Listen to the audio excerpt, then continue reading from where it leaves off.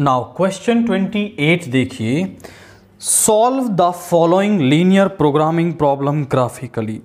हमें एक objective function z is equal to 600 x plus 400 y दे रखा है एंड सब्जेक्ट टू कॉन्स्टेंट्स ये दे रखे हैं, तो हमें इस ऑब्जेक्टिव फंक्शन को यहाँ पर मिनिमाइज करना है। आप समझें कि पहले हम यहाँ पर इनका ग्राफ बनाएंगे, फिजिबल रीजन बनाएंगे एंड उसके कॉर्नर पॉइंट्स पर वैल्यू निकालेंगे। जिस पर भी ये मिनिमम होगा उस पर हमारा जो ऑब्जेक्टिव फंक्शन है वो मिनिमम हो जाएगा, जिस कॉर्नर पॉइंट पर। तो सबसे पहले हम ग्राफ बनाते हैं। Graph of x plus y is equal to 8 आएगा, क्योंकि इक्वेशन का ग्राफ बनता है ना कि इनइक्वालिटी का। x0 y8 y0 x8 second वाली इक्वेशन का लेंगे।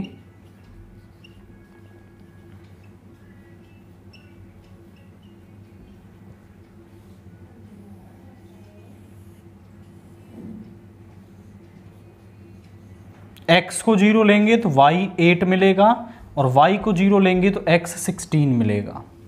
Graph of 4x plus y is equal to 29 यहां पे होगा।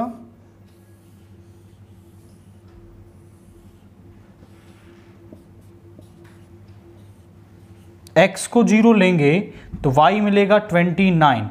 इनफैक्ट बड़ी वैल्यू हो जाएगी, क्योंकि यहाँ तो वैल्यूज़ 8 और 16 तक ही जा रही हैं। तो यहाँ पे ना आप ऐसा करें, कुछ ऐसी वैल्यू लें।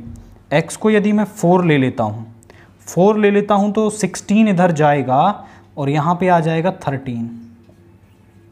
4 4 जा 16 एंड 29 माइनस 13 इज 9 माइनस 3 6 3 9 और 29। और y को अगर आप 0 लेंगे तो x मिलेगा 29/4। अब हम यहाँ पर इसके पॉइंट्स बनाते हैं। 16 तक वैल्यूज़ यहाँ पे जा रही हैं। आप समझें तो थोड़ा बड़ी वैल्यूज़ हम यहाँ पे लेंगे। 2 का इंटरवल हम ले लेते हैं, उससे यहाँ पे 16 तक हम 2 4 6 8 10 12 13 12 14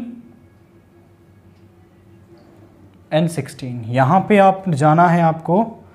दैट इज 2 4 6 8 10 12 14। पहला पॉइंट है 0,8 8,0। 0,8 है यहाँ पर और 8,0 है यहाँ पर। इनसे लाइन पास हो रही है। That is x plus y is equal to 8। ये पहली लाइन हो गई।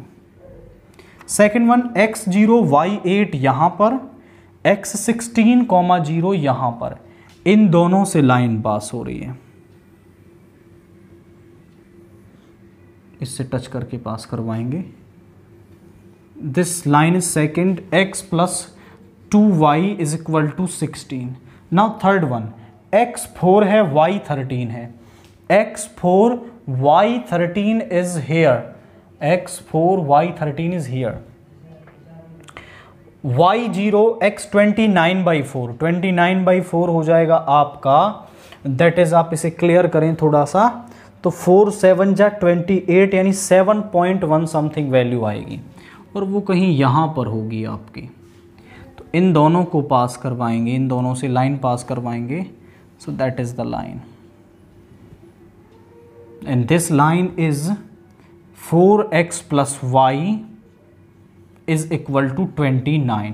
फिजिबल रीजन को चेक करना है तो उसके लिए हम क्या करते हैं कि x प्लस वाई और यहाँ पे इनइक्वलिटी वाला सिंबल लेंगे, ग्रेटर देन 8।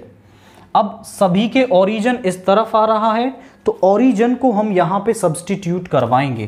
तो 0 plus 0 is greater than 8 which implies कि 0 इज ग्रेटर देन 8। तो क्या ये बात सही है? ये गलत है। 0 8 से बड़ा नहीं होता। मतलब आपका जो ये लीनियर इनइक्वालिटी है, ये उस हाफ प्लेन को सेटिस्फाई नहीं करती जिसमें ओरिजिन है, यानी कि इस लाइन का जो फिजिबल रीजन है वो ओरिजिन के दूसरे हाफ प्लेन में होगा, यानी कि यहां इस तरफ इसका फिजिबल रीजन होगा। यहां पर सब्स्टिट्यूट करेंगे 0 + 0 इज लेस देन 16, सही बात है, यानी ओरिजिन की तरफ होगा, यानी इस वाली लाइन का जो फिजिबल रीजन है वो ओरिजिन की तरफ होगा। और इसमें आप रखेंगे 4x + y is equal to 29, और इसमें 0 को रखोगे तो इसका भी फिजिबल रीजन ओरिजिन की तरफ होगा। तो यहाँ पे आप देखें तो इन तीनों के बीच में ये फिजिबल रीजन यहाँ पे बन रहा है, और इस फिजिबल रीजन के कॉर्नर पॉइंट्स हम निकालें तो ये वाला कॉर्नर पॉइंट तो 0,8 है जिसको हम नाम दे रहे हैं A, हमें B और C और निकाल लेने हैं, और फिर हमारा जो फिजिबल रीजन है वो मिल जाएगा, उसके कॉर्नर पॉइंट्स मिल जाएंगे।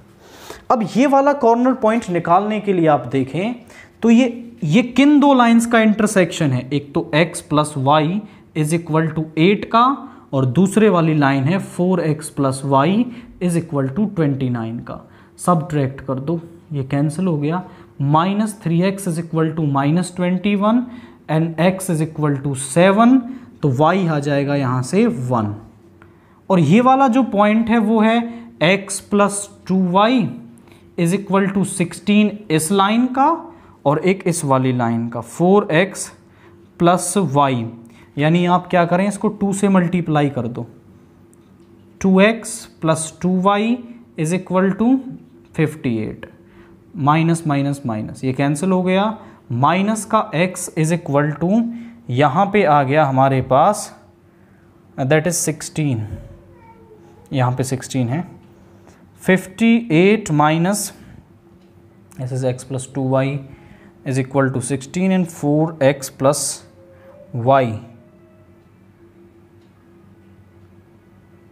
Okay, there is mistake, यहाँ पे x + 2y is equal to 16 है, और यहाँ पे है 4x, इसको 2 से मल्टीप्लाई कर रहे हैं तो यहाँ पे होगा 8x + 2y is equal to 58, minus minus minus ये कैंसिल हो गया, माइनस का 7x is equal to 8 - 6 is 2 and 5 - 1 is 4, minus का, तो ये आ गया 6 प्लस का, और प्लस का 6 आप यहाँ रखेंगे तो 6 + 2y इज इक्वल टू 16, इधर ले आएंगे 2y is equal to 10 and y is equal to 5, तो यहाँ पे हमारा ये जो पॉइंट है वो आ गया 6,5।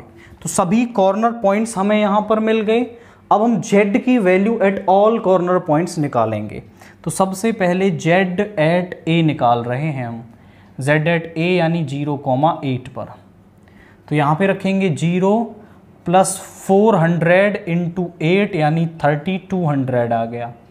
इसके बाद z एट b हम निकालेंगे यानी कि 6,5 पर। तो यहाँ पे आ जाएगा 600 × 6 + 400 × 5, यहाँ पे आ गया 3600 + 2000, यानी यहाँ पे हो गया आपका दैट इज 2000 3600 6,5 पर।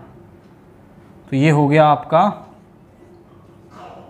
5800 एंड z एट आप c निकालोगे दैट इज 7,1 600 × 7 + 400 × 1, ये हो गया 4200 + 400 यानी 4600 हमारे पास आ रहा है।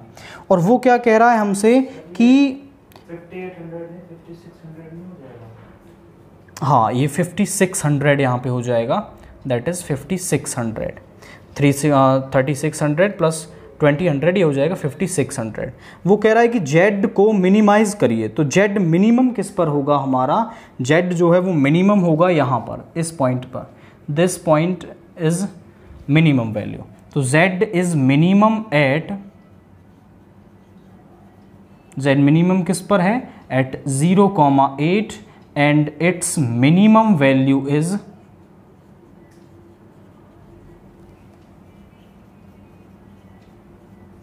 0,8 3200 और इसकी जो मिनिमम वैल्यू है वो 3200 हमारे पास आएगी।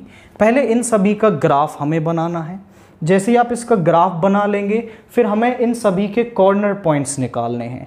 सभी कॉर्नर पॉइंट्स पर z की वैल्यू निकालनी है और जिस पर ये मिनिमम होगा उस पॉइंट को हम बताएंगे कि इस पॉइंट पर हमारा जो ऑब्जेक्टिव फंक्शन है वो मिनिमम है और उसकी मिनिमम वैल्यू भी हम यहाँ पर लिख सकते हैं।